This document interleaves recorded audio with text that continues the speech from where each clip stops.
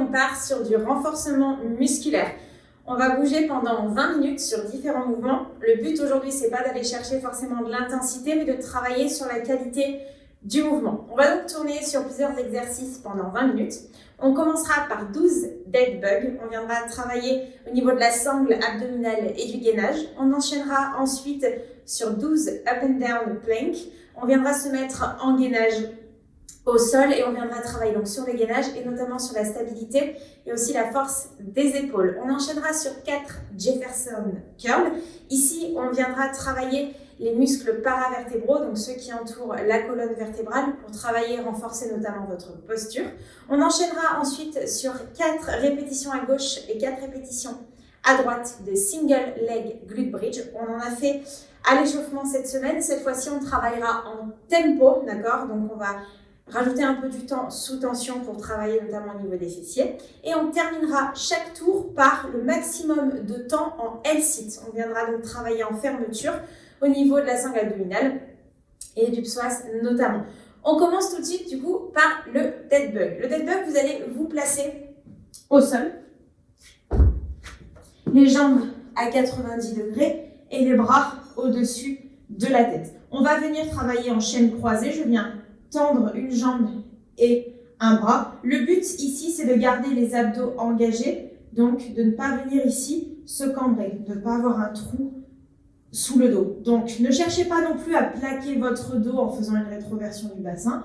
On vient garder ses courbures naturelles. Donc, chez les filles, normalement, il y a un petit creux sous le dos, mais c'est pas grave. Et on vient tendre un bras et une jambe. Ça fait une répétition. Je reviens, j'inverse.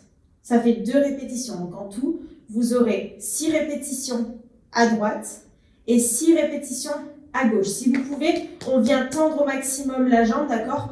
On reste le plus tonique possible. On évite là d'être tout mou ici pour garder vraiment l'engagement au niveau des abdos. On vient donc faire 6 répétitions à droite et 6 répétitions à gauche. On enchaîne ensuite sur les 12 up and down plank.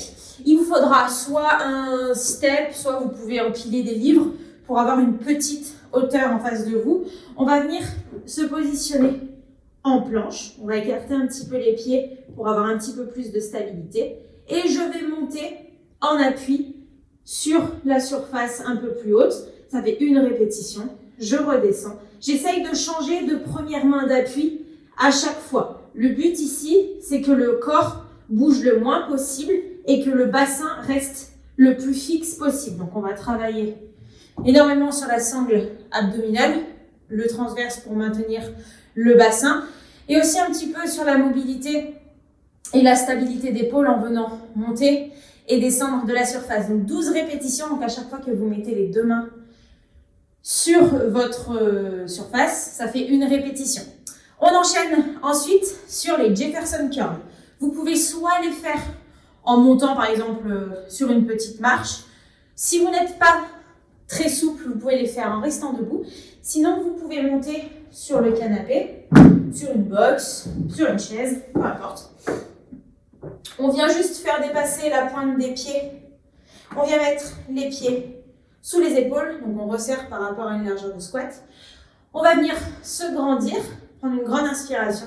Et à l'expiration, on va enrouler d'abord avec la tête. Et vertèbre par vertèbre, on va venir enrouler en gardant les jambes tendues. Ici, on reste 2 temps dans la position. Et on inverse, on vient dérouler d'abord le bassin. Ensuite, les lombaires, dorsale, épaules, cervicales et la tête. On vient faire 4 allers-retours. C'est un mouvement qui doit se faire lentement. Si vous pouvez, on vient vraiment engager les abdos ici. On peut rentrer un peu le nombril pour activer le transverse. Et on vient vraiment contrôler le mouvement et remonter et descendre vertèbre par vertèbre. Si vous êtes à l'aise sur ce mouvement que vous connaissez déjà, vous pouvez le faire avec une petite charge, par exemple, soit une barre, d'accord, que vous allez tenir, soit par exemple ici, je vais prendre ma charge à 2 mains et je vais faire le même travail. J'enroule, je garde mes bras tendus, je ne tire pas du tout sur la charge, je viens juste rajouter une contrainte avec la charge Et pareil, je contrôle la remontée. Vous avez donc 4 allers-retours à réaliser. Le but, c'est pas du tout d'aller vite, c'est vraiment de contrôler ce mouvement et d'essayer de donner du mouvement à la colonne vertébrale, de vraiment bouger vertèbre par vertèbre. On enchaîne tout de suite avec les single leg glute bridge qu'on a fait cette semaine à l'échauffement. Donc là, on va travailler en tempo. Donc je vous rappelle ce que c'est. Je viens me placer au sol, les bras le long du corps. Je viens monter une jambe, pareil que sur le dead bug, on évite d'avoir la jambe toute molle, on vient tendre la jambe. Je viens monter le bassin vers le plafond le plus haut possible. Ici, je vais compter 1, 2, 3 et je vais redescendre en 1, 2, 3. Je touche le sol, je remonte. 1, 2, 3 et je contrôle 1, 2, 3. Vous aurez donc 4 répétitions à gauche, 4 répétitions à droite. On vient bloquer 3 temps en contraction en haut et on contrôle la descente en 3 temps également. Le but, c'est dès que vous touchez les fesses au sol, on repart tout de suite. Et enfin, on termine notre tour avec max time en L-sit. On va venir se placer au sol, les jambes tendues. Si vous pouvez, on vient placer les mains au niveau des genoux, au niveau des doigts. On peut poser les doigts au sol. On vient appuyer sur les doigts pour venir décoller les jambes du sol. Et on tient le maximum de temps ici en fermeture. Si vous avez un petit peu de mal, on peut reculer les mains ici, voire sur l'arrière. Et on tient le maximum de temps, jambes tendues. Donc, dès que les jambes commencent à fléchir, le temps s'arrête. Si vous êtes les mains ici, dès que vos pieds touchent le sol, le temps s'arrête.